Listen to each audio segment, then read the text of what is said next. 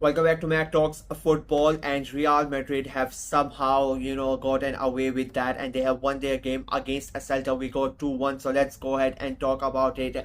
I mean, what a game that was. It was such a good game of football. I said in my preview, I said in my predictions as well, I said it was going to be a very tough game. I said Madrid might draw points. It is one of those games. I have always said, if you follow me, I have said that Celta Vigo have become one of my favorite teams in La Liga to watch because of the way that they play. Whether they win, whether they lose, the games are always exciting, and this was the same. Like from the moment the game started, you could say it was going to be one of those games, and Real Madrid really had to dig hard for those 3 points. They could, they could have almost gotten behind in the early on in the 6th minute. One-on-one Svedberg against the keeper, against Courtois, beats the keeper, but he somehow drags it short wide. I mean, that has to go in. You are one-on-one with the keeper, and it is early on 5th minute. You are at home. Real Madrid already under pressure. You need to score that goal. He doesn't, and then they go ahead and they pay for their mistake.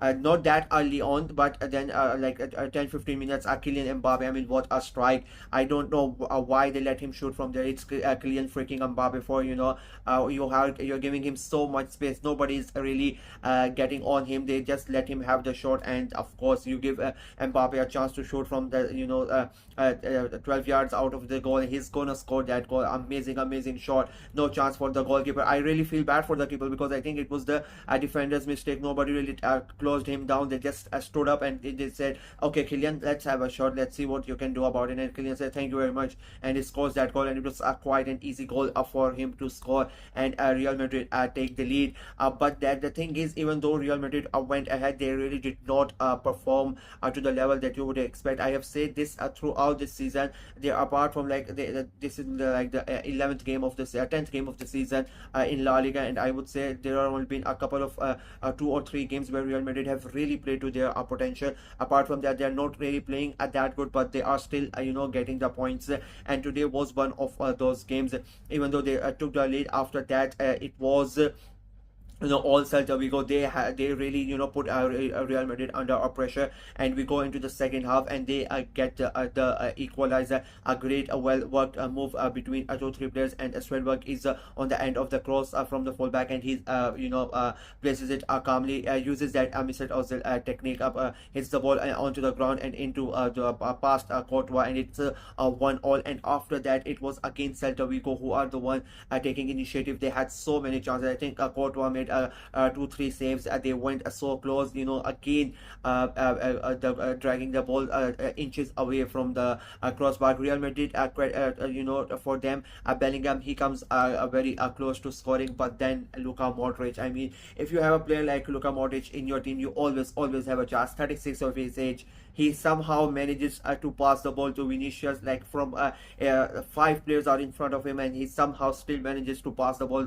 through all of them, and it reaches right at the feet of Vinicius, goes past the goalkeeper, and it is 2-1. Real Madrid restore their lead. I mean, how the hell Modric managed to make that pass is beyond me. Just shows you the class of the player. Like 36 years of age, and he's still doing that effortlessly. Just stands there, makes the pass, and he knows that Vinicius is going to do the rest, and he does it. And that is why that is like that's how the champions are made. Like, even if you're not playing that good, you have players like Modric, you have players like Mbappe and Vinicius. When they get one sniff, one little chance, they are gonna destroy the opposition, and they did that. And even after, but I would still say that even after that, Celta Vigo kept on going. I would say they had more chances in the game. They had more shots on the goal in the game as compared to Real Madrid. As I said, Porto made a couple of good saves. They came very close a couple of times as well, and I would still say Celta Vigo would be really disappointed. Forget about doing. I think they would be really disappointed that they did not win the game, because they had all the chances in the world, and Real Madrid were there for the taking, but they could not take advantage of that. And this has been sort of the story for Celta Vigo. The way they are playing, it is such counter-attacking football that you have goals in their game whenever the Celta Vigo are playing. They there are going to be goals. They win some, but then they go ahead and lose games like this when they are not able to convert those chances. I think they need a really good striker. If they keep on playing like this, they really need to bring in someone who is going to finish those chances, because most of the games they are not able to convert the chances that they are creating. So it's a big defeat, I would say, that they could have gotten something out of that game. I'm a bit sad that they did not do, like Arsenal lost today already, and then Celta Vigo also, they don't get anything out of that game. Frankfurt lost as well. So all my teams I have not done anything good today for me. So it's a sad day for me. Real Madrid, on the other hand, I mean, they knew they had to win it. Next week is El Clasico. They need to be as close to Barcelona as possible. Now they are tally on points with Barcelona, and Barca are going to play tomorrow, so Barca themselves are going to be under pressure. But for Real Madrid, it was important to win, and they really don't care how they won it. As I said, games like these, champions win games like this even if they are not playing good, and Real Madrid did that. They did not play really that good, but when they had the moment, when they had the chances, they took them and they got the 3 points, and now they just sit back. It's a big week for them. They have Champions League midweek, and then next week it's the big one. It's El Clasico against Barcelona. So it's going to be very, very important, very interesting to see how Barcelona respond tomorrow and next week as well. The Atleti are playing as well. Villarreal as playing as well. So all of those teams in that top four, all of them are gonna have now are just waiting for the next week games, because the teams below Real and Barca know that they have a chance to close the gap on those two. So it will be very interesting to see how the El Clasico ends. But first we have to wait tomorrow to see what Barca do in their game.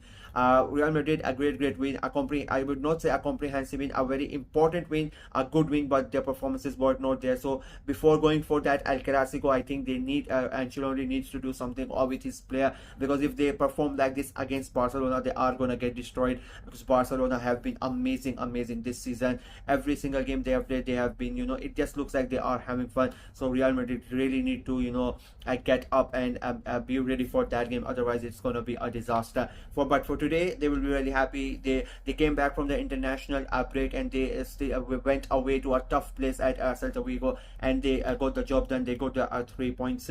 So yeah, that's it for me in this video. Let me know what you guys thought of the game. Were you happy with Real Madrid's performance? Mbappe scored, so that's a good thing. Vinicius scored. Both your main players have scored the goal. Modric, again, as I said, it was really good as well. The Celta Vigo fans, of course, you are going to be disappointed. What you guys thought of your performance? They have now dropped down to 10th. I still think they are one of the teams that might stick up for those European places, but currently they are 10th. So yeah, that is going to be very interesting to see as well. So let me know what you guys thought of the game in the comments below. Like the video, share it as well, click on the notification bell, and of course subscribe to the channel. We are trying to get to 400 subscribers before the month of October, and so it's looking like a big task, like 150 subscribers to get in less than 10 days. So it's a big task, but we hope we are able to achieve it. Until next time, bye bye.